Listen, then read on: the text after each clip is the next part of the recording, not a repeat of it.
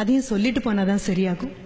எங்க ஊர்லயும் இப்படி ஏழைகளாக இருந்தவங்க எல்லாம் படிச்சு மேல வந்து நடுத்தர வர்க்கத்துக்கு வந்து அதையும் தாண்டி ஓரளவு மேட்டுக்குடியாவே ஆயாச்சு. குறைந்தபட்சம் 2 கார்களாவது இருக்கக்கூடிய வீடுகள் நிறைய ஆயிடுச்சு. நாங்க பண்ண ஒரு பெரிய தப்பு இருக்கு. எங்க அம்மா அப்பா தடம் புரளாத இடங்கள்ல நாங்க தடம் புரண்டுட்டோம். குழந்தைகளுக்கு அன்பு நினைச்சிட்டு செல்லம் கொடுக்க ஆரம்பிச்சிட்டோம். நீங்களும் அதே தான் பண்ணிட்டு இருப்பீங்க. Unfortunately love is different from pampering. நமக்கு அடையாளம் தெரியலங்கிறது மட்டும்தான் சத்தியம். அன்பு கண்டிக்கும், அன்பு கண்ணு பார்த்து தப்ப தப்புன்னு சொல்லும். அன்புக்கு கசப்பு தெரியாது, காழ்ப்பு தெரியாது. அன்பு அரவணைக்கும், அன்பு குளிர்காய அனுமதிக்கும், அன்பு சுடும், அன்பு இதமாக இருக்கும். செல்லத்துக்கு இது எதுவுமே தெரியாது. செல்லம் பயப்படும், செல்லம் கோழைத்தனமானது. குழந்தைக்கு வேணுமோ வேண்டாமோ கொடுத்துக்கிட்டே இருக்கும். கேட்காததெல்லாம் கொடுக்கும், லஞ்சமாக கொடுக்கும். லஞ்சமாக கொடுக்கறதெல்லாம் அன்புன்னு ஒரு பேரும் பண்ணும். குழந்தை ஒரு தடவை சீறினா ஆடி போயிடும் இந்த செல்லம். எனக்கு தெரிந்த எத்தனையோ பெற்றோர்கள் குழந்தைங்களை கடுமையா திட்டுறதுக்கு பயப்படுறாங்க.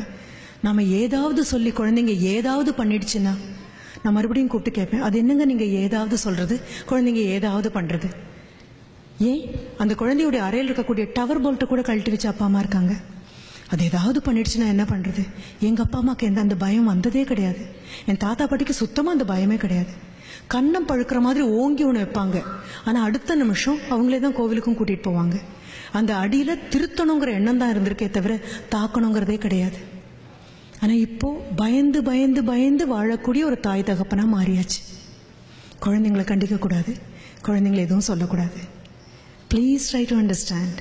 கோழி மிதித்து குஞ்சு முடமாகாது. அப்பா அம்மாவும் ஆசிரியரும் கண்டிச்சு இதுவரைக்கும் கெட்டு போன குழந்தைங்க கிடையாது, கிடையாது.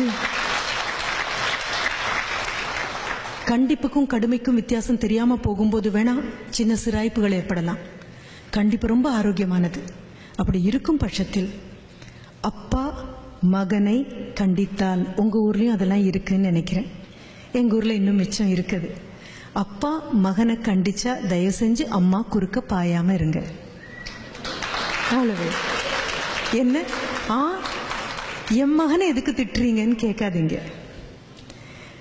ஒரு 35 வயதான ஆண் 13 வயதான ஒரு ஆணை திருத்தும் போது ஒரே ஒரு எண்ணம் தான் மனசுல இருக்கு. அந்த வழியில புற குழி இருக்கு, பள்ளம் இருக்கு, மேடு இருக்கு, தடுக்கும், ஜாகிரதை. அதுதான். அப்படி ஓடி வந்து அம்மா அப்பா என்ன திட்டுறாரு அப்படின்னா, நானே திட்டணும்னு நினைச்சேன், உங்க அப்பாவா திட்டுறாரு வாங்கிக்கோ அப்படின்னு சொல்லுங்க.